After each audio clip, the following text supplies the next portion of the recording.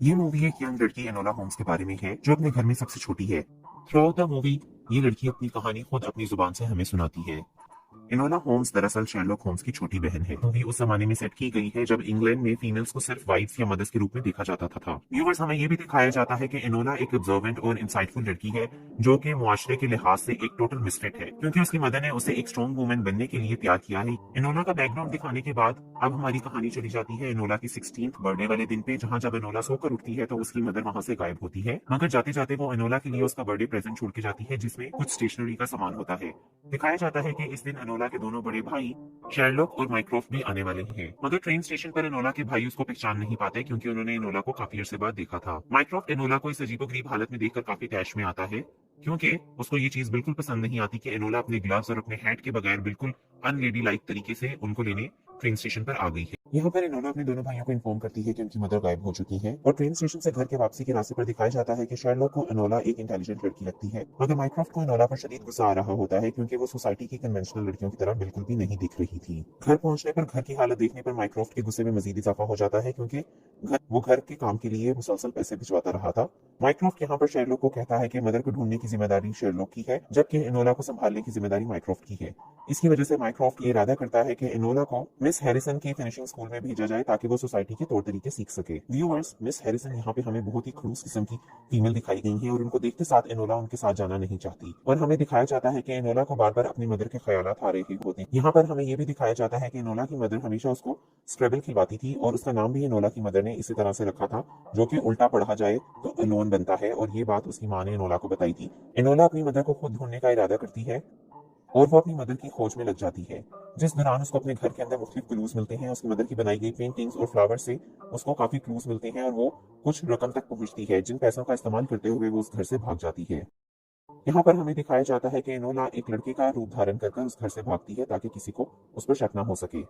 और वो अपने घर के करीब वाला ट्रेन स्टेशन नहीं लेती बल्कि एक दूसरी जगह जाकर दूर वाला ट्रेन स्टेशन लेती है, ताकि उसके भाइयों को ये भी शक ना हो कि वो इस जगह से ट्रेन पर चढ़ सकती है।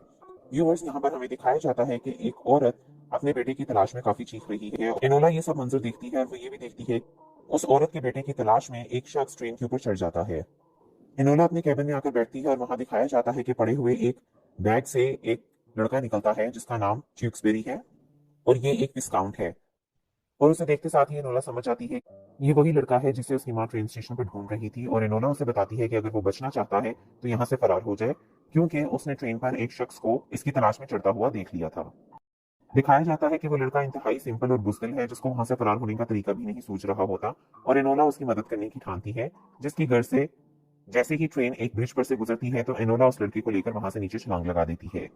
इस तरह से ये दोनों उस आदमी से बच जाते हैं जो इस लड़की की तलाश में ट्रेन पर चढ़ा था।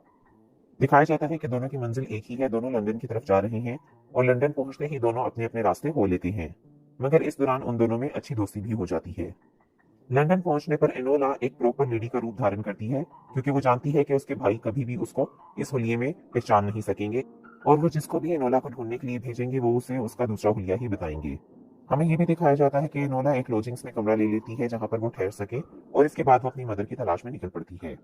इस मकसद के लिए वो न्यूज़पेपर्स में अपनी मदर के लिए स्पेशल मैसेजेस छोड़ती है जो कि इनक्रिप्टेड हैं, जिस तरह से वो माँ बेटियां हमेशा से बात करती रही थी। और वो अपनी मदर की एक पुरानी फ्रेंड से वहां पर मिलती है, जिसके जरिए उसे अपनी मदर का सुराग मिलता है, और उसका पीछा करते हुए वो एक जगह तक पहुंच जाती है। ये एक सेफ हाउस होता है जहां पर एनोला को मुख्तलिफ किस्म के एक्सप्लोसिव मिलते हैं, जिनको देखकर एनोला को ये अंदाजा हो जाता है उसकी माँ रेडिकल ग्रुप की मेंबर है।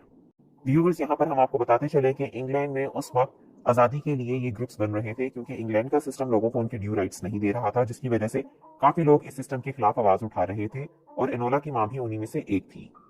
यहाँ पर एनोला पर वो शख्स हमला कर देता है जो ट्रेन पर ट्यूक्सबेरी के पीछे आया था, और वो एनोला को डुबाने की कोशिश करता है,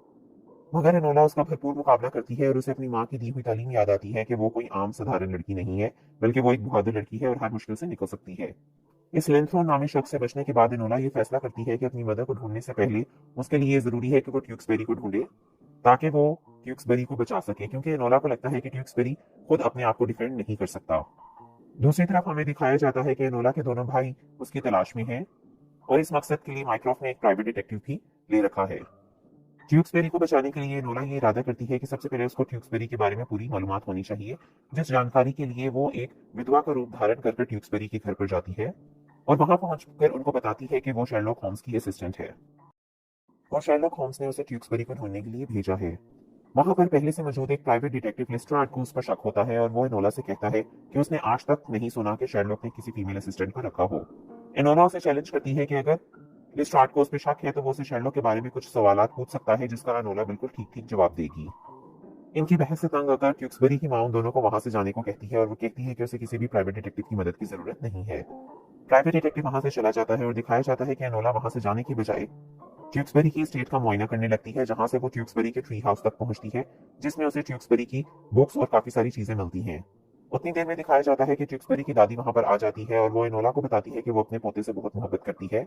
मगर उसका पोता भी अपने बाप की तरह इंग्लैंड की कल्चर को नहीं मानता और वो इन सारी चीजों के खिलाफ है, इन सारे सिस्टम के खिलाफ है जो कि इंग्लैंड में फॉलो किया जाता है। और साथ ही साथ उसकी दादी एनोला को ये भी बताती है कि वो इंग्लैंड के इस सिस्टम को बहुत पसंद करती है और वो कभी भी नहीं चाहेगी कि ये सिस्टम चेंज हो। और वो एनोला को अपने पोते को ढूंढने के लिए कहती है। एनोला वहां से ट्यूक्सबरी की तलाश में निकल जाती है और दिखाया जाता है कि उसके ट्री हाउस में मौजूद इंफॉर्मेशन का इस्तेमाल करते हुए एनोला एक फ्लावर शॉप तक पहुंच जाती है, जहां पे ट्यूक्सबरी फ्लावर्स बेच रहा होता है। वहां पहुंचकर एनोला ट्यूक्सबरी को आने वाले खतरे के मुतालिक आगाह करती है और उसको बताती है कि कोई उसको मरवाना चाहता है। उतनी देर में हमें दिखाया जाता है कि वही प्राइवेट डिटेक्टिव एनोला को पकड़ लेता है।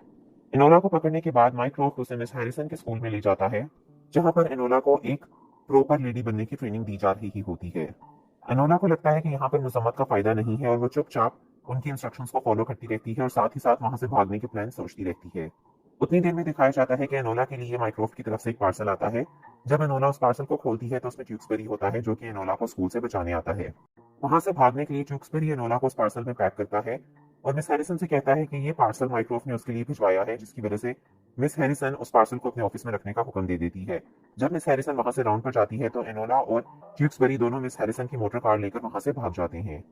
रास्ते में एनोला ट्यूक्सबरी को कहती है कि एनोला को ट्यूक्सबरी के अंकल पर शक है कि वो उसके बाप का कातिल हो सकता है और वो ही ट्यूक्सबरी को भी मरवाना चाहता है, क्योंकि इन दोनों की मौत से सबसे ज्यादा फायदा ट्यूक्सबरी के अंकल को होगा और सारी की सारी जायदाद ट्यूक्सबरी के अंकल के नाम चली जाएगी। एनोला ट्यूक्सबरी को उसके घर ले जाती है ताकि वो दोनों उसके अंकल का सामना कर सकें, मगर वहां जाकर उन दोनों को पता चलता है कि असली विलन उसकी दादी है, क्योंकि उसकी दादी कभी भी नहीं चाहती थी कि ट्यूक्सबरी अपने बाप की जगह हाउस ऑफ लॉर्ड्स में बैठे और वहां पर इंग्लैंड के ट्रेडिशनल बिल के खिलाफ कोई वोट दे सके। दिखाया जाता है कि वहां पर इंग्लैंड के लिए एक रिफॉर्म बिल पास होना था, जिसमें जितने लॉर्ड हाउस के मेंबर थे सब वोट करेंगे और अब ट्यूक्सबरी का बाप चूंकि जिंदा नहीं रहा तो उसकी सीट उसकी जगह पर ट्यूक्सबरी ने वोट करना था और उसकी दादी जानती थी कि ट्यूक्सबरी उस रिफॉर्म बिल को पास कर देगा। और ये सब बताने के बाद उनकी दादी लिंकन के जरिए उन पर दोबारा हमला करवाती है, मगर एनोला उसका भरपूर मुकाबला करती है और लिंकन बेहोश हो जाता है। उसकी दादी तैश में आकर अपने पोते के ऊपर गोली चलाती है, मगर दिखाया जाता है कि ट्यूक्सबरी बच जाता है क्योंकि उसने अपनी जैकेट के नीचे एक आर्मर प्लेट पहनी हुई थी। यहाँ से सीन्स बदलते हैं और हमें दिखाया जाता है कि ट्यूक्सबरी लॉर्ड हाउस में अपनी जगह लेता है और रिफॉर्म बिल को पास कर देता है। दूसरी तरफ दिखाया जाता है कि शेरलॉक उस प्राइवेट डिटेक्टिव यानी कि लेस्ट्राड से दोबारा मिलता है और उसे बताता है कि ट्यूक्सबरी केस में असली विलन ट्यूक्सबरी की दादी है। डिटेक्टिव यहाँ पर उससे दो सवाल पूछता है, जिनमें से पहला ये होता है कि उसने केस किस तरह से सोल्व किया और शेरलॉक उसका जवाब देता है, और दूसरा सवाल वो उससे ये पूछता है कि उसकी बहन ने ये केस उससे पहले कैसे सोल्व कर लिया, जिस पर शेरलॉक भी कुछ हैरान हो जाता है, मगर उसे खुशी होती है कि उसकी बहन इतनी इंटेलिजेंट है। सीन्स बदलकर वापस एनोला की तरफ आते हैं और दिखाया जाता है कि वो न्यूज़पेपर्स में अपनी माँ को दिए गए मैसेजेस का जवाब ढूंढ रही होती है कि उसे एक इनक्रिप्टेड कोड वर्ड्स मिलते हैं, मगर उनको पढ़कर एनोला को अंदाजा हो जाता है कि ये मैसेज उसकी मदर की तरफ से नहीं बल्कि शेरलॉक की तरफ से है और शेरलॉक की बात जान क्या होगा कि एनोला इस तरीके से अपनी माँ को कांटेक्ट कर रही है। मैसेज में शेरलॉक ने उसे एक मीटिंग पॉइंट पे बुलाया होता है। एनोला उस मीटिंग पॉइंट पे एक न्यूज़पेपर वाला लड़का बनकर जाती है और दिखाया जाता है कि वहां पे माइक्रोफ्ट और शेरलॉक एनोला के आने का इंतजार कर रहे होते हैं, मगर एनोला वहां पर नहीं आती।